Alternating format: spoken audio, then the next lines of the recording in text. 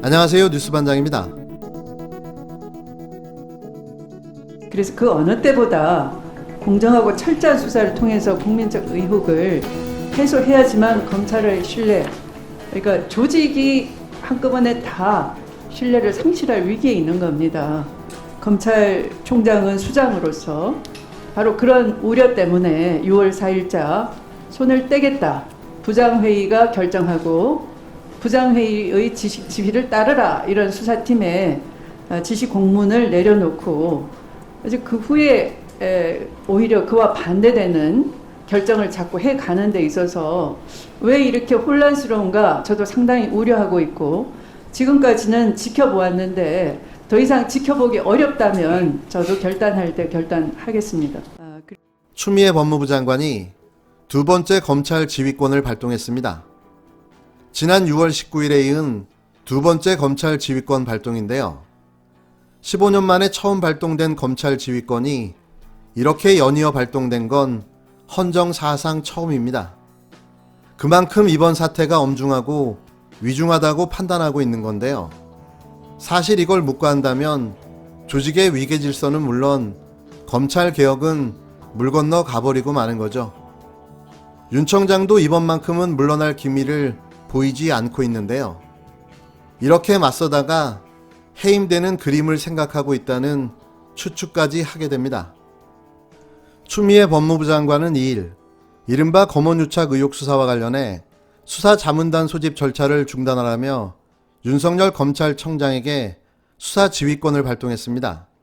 추 장관은 이날 오전 수사가 계속 중인 상황에서 논란이 제기되고 있는 수사 자문단 심의를 통해 성급히 결론을 내리는 것은 진상 규명에 지장을 초래할 수 있다며 심의 절차 중단을 지시하는 공문을 대검찰청에 발송했는데요. 그러면서 최근 서울중앙지검이 대검에 건의한 대로 윤 청장에게 이번 사건 수사 지휘에서 손을 떼라고 지시했습니다. 추 장관은 사회적 이목이 집중된 현직 검사장의 범죄 혐의와 관련된 사건이라며 공정하고 엄정한 수사 보장을 위해 서울중앙지검 수사팀이 대검 등 상급자의 지휘 감독을 받지 아니하고 독립적으로 수사한 후 수사 결과만을 검찰청장에게 보고하라고도 지시했는데요. 추 장관은 검찰청장의 최측근으로 알려진 현직 검사장이 수사 대상이므로 검찰청장의 수사 지휘와 관련해 공정성에 의문이 제기되지 않도록 합리적이고 투명한 절차에 따라 의사결정이 이루어져야 할 것이라고 지휘 배경을 설명했습니다. 구체적으로 전문 자문단 소집 결정과 단원 선정 과정에 검찰 내부에서 이의가 제기된 점, 대검 부장회의에서 사건이 심의 중인 상황에서 전문 자문단이 중복 소집된 점, 검찰 수사심의위원회 심의도 예정된 상황에서 결론이 일치하지 않을 경우 상당히 혼란이 예상되는 점 등을 근거로 들었습니다.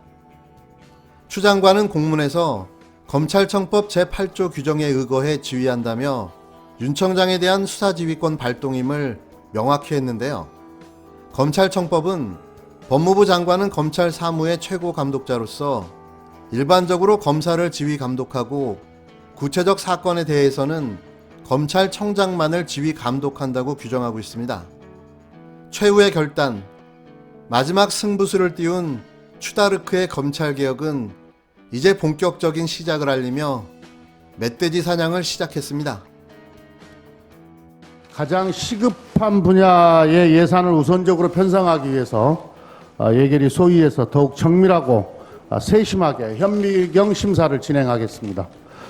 불필요하고 낭비적인 예산은 과감하게 삭감하고 위기 극복에 꼭 필요한 예산, 국민의 입장에서 부족한 예산은 당에서 추가로 더 확보하겠습니다.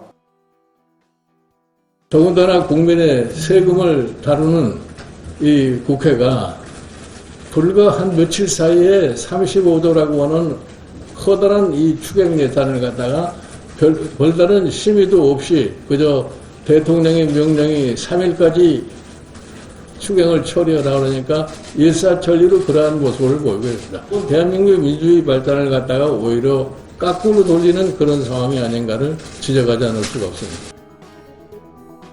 무조건 추경을 통과시키라는 대통령 하명에 국회와 야당의 존재는 부정됐고 국민의 지갑은 영혼까지 털렸습니다.